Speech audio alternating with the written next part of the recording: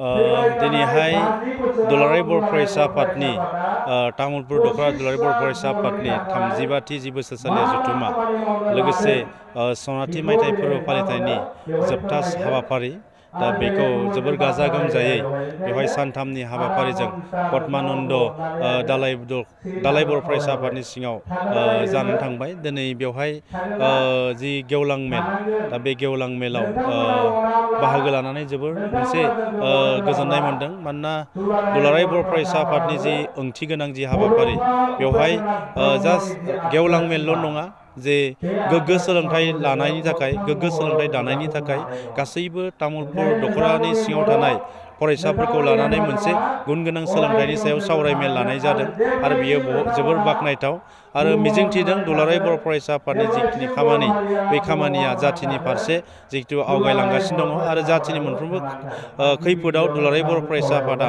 अरायबो गसंलांगोन बेखौ जों मिजिंथिदों।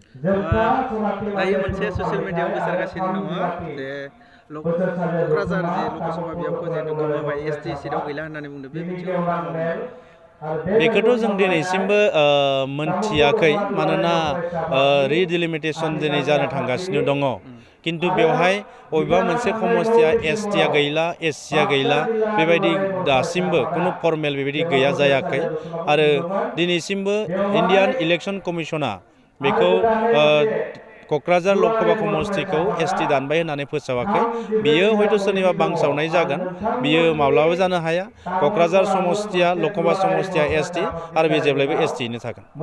बावैसो सान सिगाङाव नोंथाङा मोनसे जिहेतु आसाम बिधानसभायाव मोनसे सोंथि खालामदों, जिहेतु गरेस्वरनिफ्राय जे तामुलपुरसिम फैनाय लामा, बे लामानि सायाव मा जाखो दा?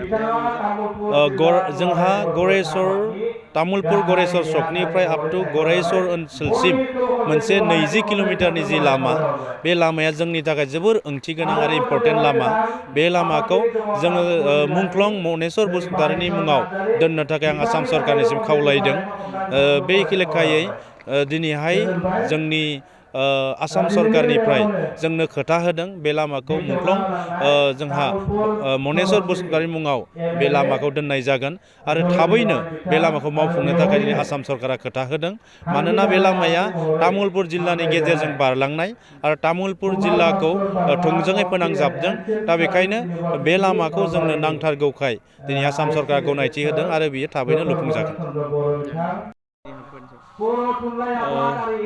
तामुलपुर दख'रा दुलाराय बर' फरायसा आफादनि जि जोबथा सनाथि मायथाइ फोरबो फालिथाय आरो दख'रा एबसुनि 32थि बोसोरसालिया जथुम्मा बे हाबाफारिखौ जोङो पद्मानन्दनि जि मुंख्लं फोथार बेवहाय सानथामनि हाबाफारिजों जोङो खुंनो लानाय जादोंमोन।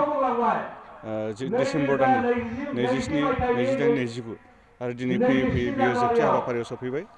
जोङो माखासे हाबाफारि रनसायनानै बे जथुम्माजों लोब्बा लाखिनानै जोङो जथुम्माखौ जाफुंसार खालामनो नाजानाय जादोंमोन आरो दिनै फैयै फैयै बियो गेवलां मेल।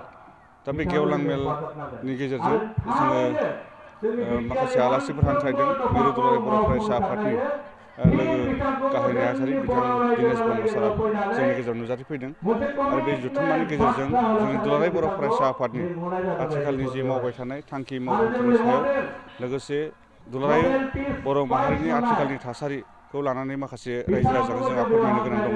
दा बेनिखायनो मिरुनि जोंहा बिबानगिरि बिथांमोना फैनानै रायजो राजा बिथांमोनजों जोङो सावरायदों आरो बिनि सिगाङावनो जोङो जथुम्माजों लोब्बा लाखिनानै जोङो फरायसा आफाद हिसाबै आदब आरो गुन गोनां सोलोंथाइ बेखौ लानानै जोङो मोनसे फरायसा जथुम बेवहाय खालामनाय जादों आरो बे फरायसा जथुमावबो गुबुन गुबुन फरायसालिनि फरायसाफ्रा बाहागो लाफैनानै बे जोंनि जथुम्माखौ मोजाङै जाफुंसार खालामदों आरो मिरु दुलाराय बर' फरायसा आफादनिफ्राय दुलाराय बर' फरायसा आफादनि जि